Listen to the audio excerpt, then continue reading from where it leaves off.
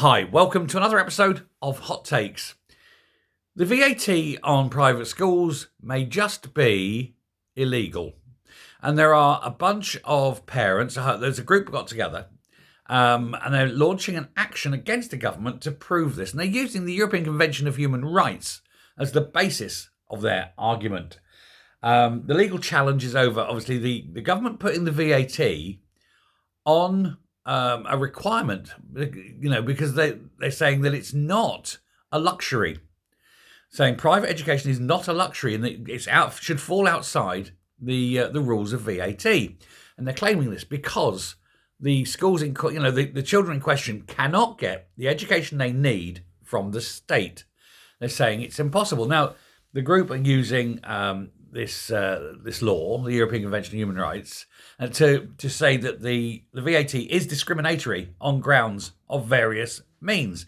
And they've got several examples of what they're pushing for, because the state cannot provide education that is specifically for certain types of behavioural problems, for example, or mental conditions, or physical disabilities, these things.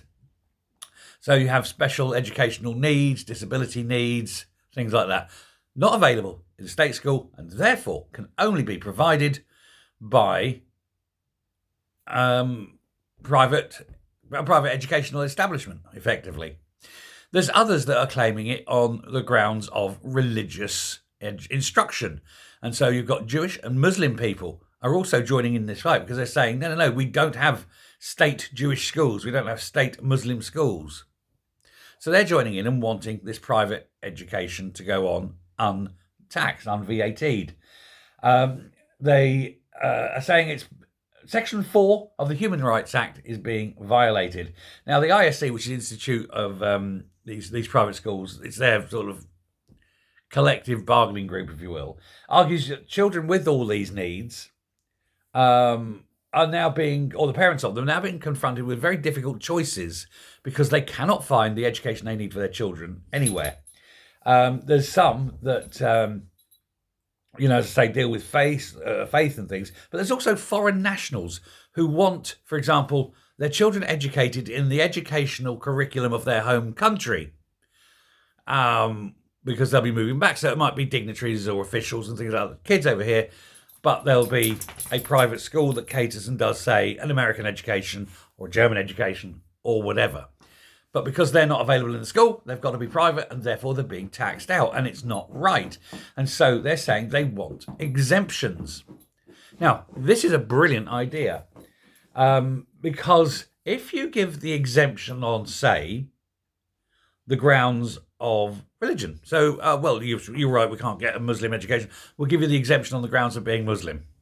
Bada bing, then the exemption has to apply to all. Otherwise, it's discriminatory the other way. So we need to hope that this group win the case. Now, this blanket approach that the government have put down, saying all schools, is clearly wrong, because not all schools are the same. However, once they start picking you can on that one, you can't on that one, it then becomes discriminatory. It's illegal. How can you only charge VAT on atheists or Christians, but not on Jews and Muslims? Interesting, isn't it? Punishment beating for not being a Muslim. I don't know.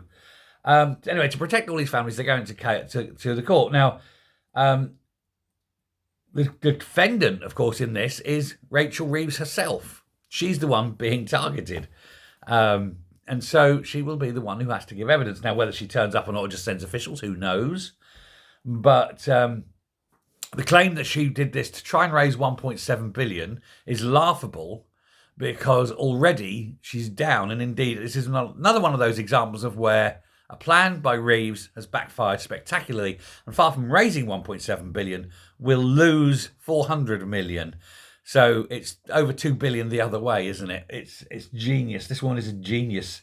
They thought 35,000 students across the country would move back into state education. It's now looking at at least double that, and they don't have the teachers to cope. And even the local authorities are saying, please don't do this. We can't cope. We haven't got the schooling available. And there are some cases, and we've reported on before, where the local authority cannot school a child And so the child is forced to remain in the private education system, but this time not paid for by the parents, but paid for by the local authority. Bada bing. So, hey, genius at work here. This woman really is an absolute loon. But there will be people leaving private schools who will then be home educated.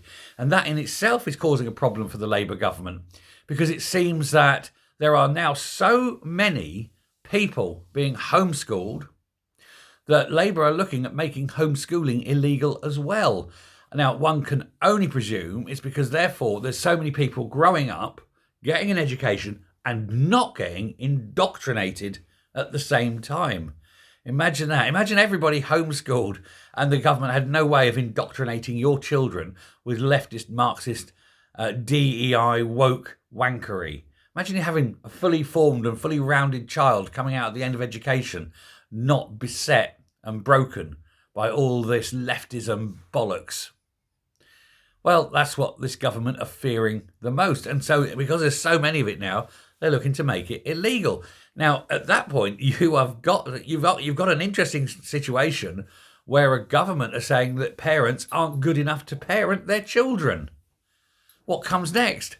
Forcibly taking the children from the parents? You're a right-wing family. That's abuse of your children, say the Labour Party. And they take the children away from right-wing families. It wouldn't surprise me if that started to be mentioned. That's how mad these people are. But this is what happens when you vote Labour, or you allow idiots to vote Labour.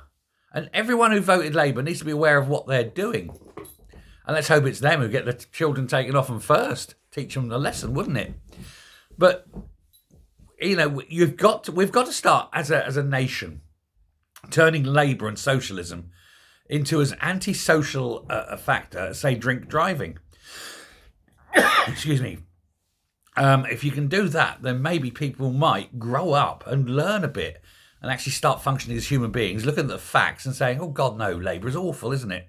Socialism doesn't work. It's failed every time. It will always fail because socialism is designed to fail. Because if socialism ever worked, it'd be working now and everyone would be rich. But socialism only makes people poorer. It has to. Rich people don't like socialism. And so if you make everyone poor, you keep socialism going. That's the sad truth. If you're poor and you vote socialist, you're a turkey voting for Christmas. But hey, there's an awful lot of turkeys.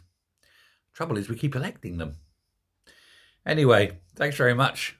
Take care. Speak soon. Goodbye.